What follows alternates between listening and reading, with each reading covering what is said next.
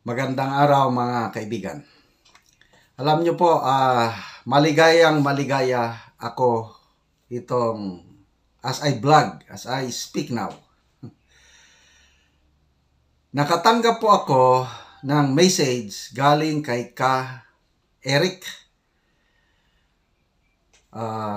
Itong si Ka Eric and Doc Badoy are now celebrities sa buong bansa.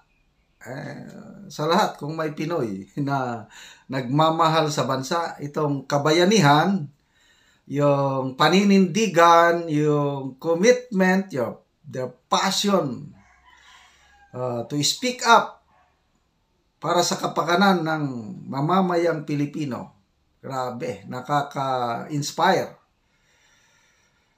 To a point ng mga PMA generals nagmanifesto. First time minister yan.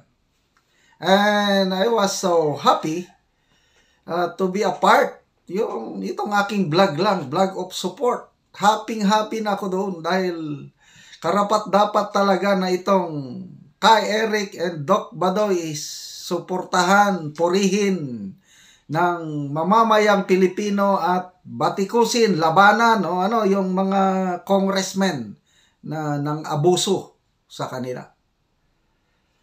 So, hindi ko close friend si Ka Eric. Nakilala ko lang siya through NTFL CAC. At nanonood sa SMNI sa kanilang programa. Ganun lang. Kaya nabigla ko. May message galing sa kanya. Isinend niya through our common friend. Ang common friend namin is a PMA graduate, retired general. So, sabi ng retired general, yung common friend, sabi niya, Bok, this is a message from Ka Eric. So, ito yung message na ni Ka Eric. Sir, please help me send my message to General Johnny Macanas. This is Ka Eric. So, ito na yung message niya para sa akin. Maraming salamat po, General Macanas, for all your support para sa akin at kay Dr. Lorraine Badoy. We deeply appreciate po, sir, ang inyong kabutiang loob para sa amin.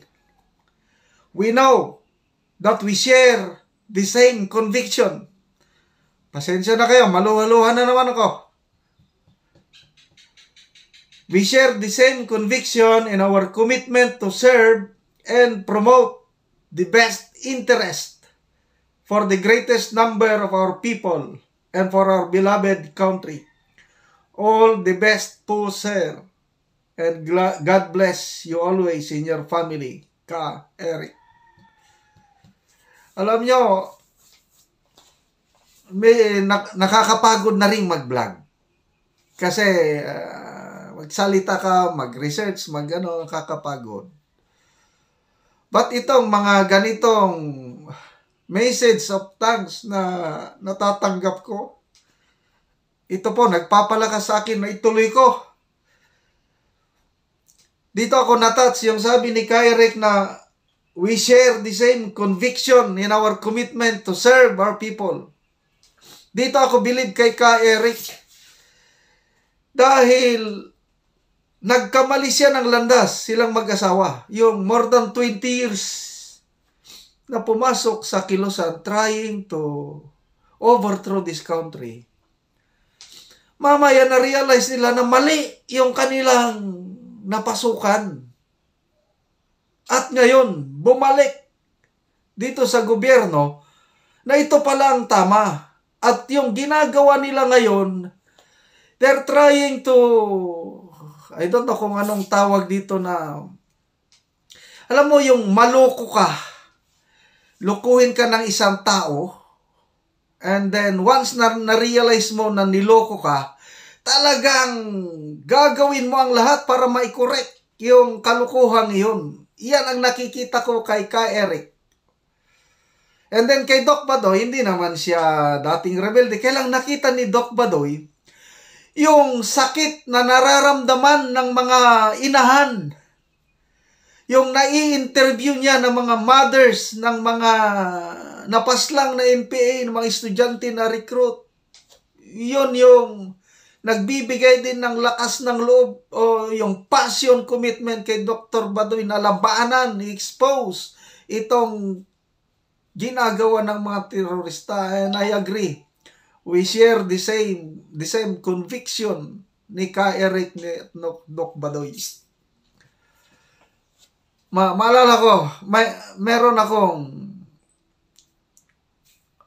dating sundalo, si Corporal Enercita Lopez. Kaparehas siya ni Ka Eric, pumasok sa NPA, naging recruiter siya.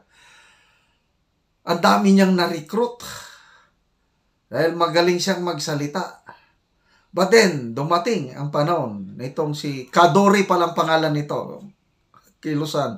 More than 20 years din siya sa NPA movement. Nung ma-realize ni Kadori na mali yung ginagawa niya, nagbalik loob sa gobyerno. At nung nakilala ko itong NPA Amazona, kasi babae, tinulungan namin siya, tinulungan ko, naging sundalo. At nung sundalo na itong si Kadori, nako, grabe yung commitment, yung passion niya to convince. Yung mga dati niyang na-recruit, yung mga lugar na pinupunta niya sa liblib na mga lugar sa Caraga region, pinunta niya at ang daming napasurrender, ang daming napabalik. Ganon yung passion and commitment ni Kadori na i-correct yung mali. Grabe yung kanyang dedikasyon. But sa kasamaang palad, sa isang araw na pumasok si Kadori doon sa lugar na teritoryo ng mga NPA, nalinlang lang pala siya dahil tinawagan siya ng mga NPA doon na, Dori, kasama, mag-surrender na rin kami. Pinuntahan niya. Pagdating doon, sabi ng mga NPA, pasensya na, Dori. Kailangang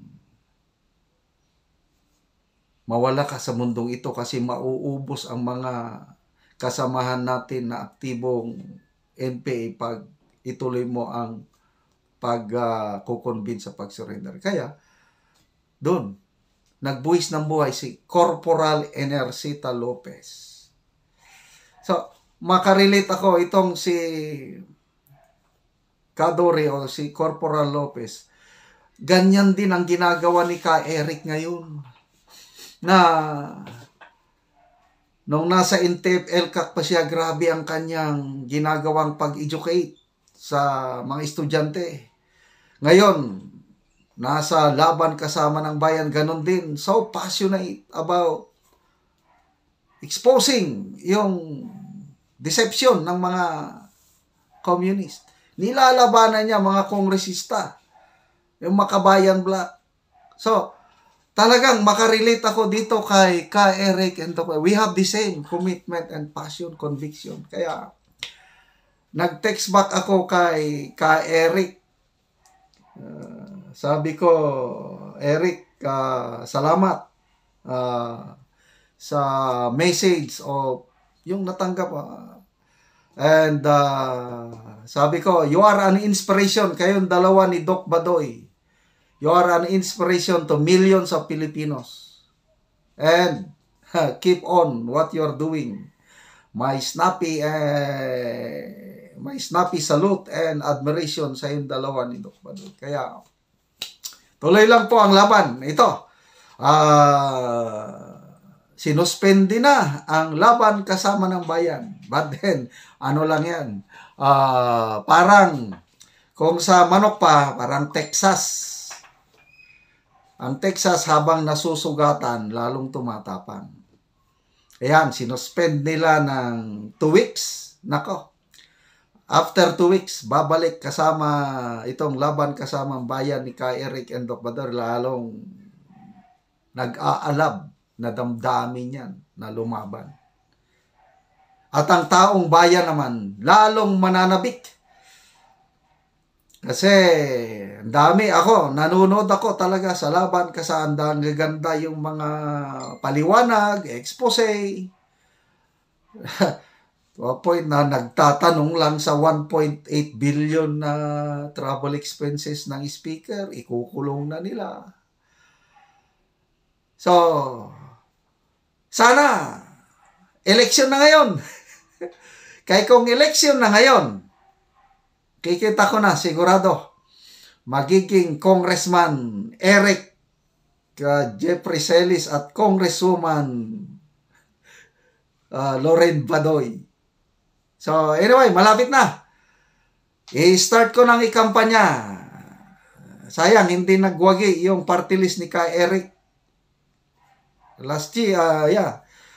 But I am very sure of this. Itong nangyari na kinulong si Kay Eric at Doc Badoy, by 2025, wala na. Sure, winner na sila sa party list. So, may salute and admiration kay Eric and Doc Badoy. Ituloy nyo lang, laban kasama ng bayan, nasa likod nyo lang kami.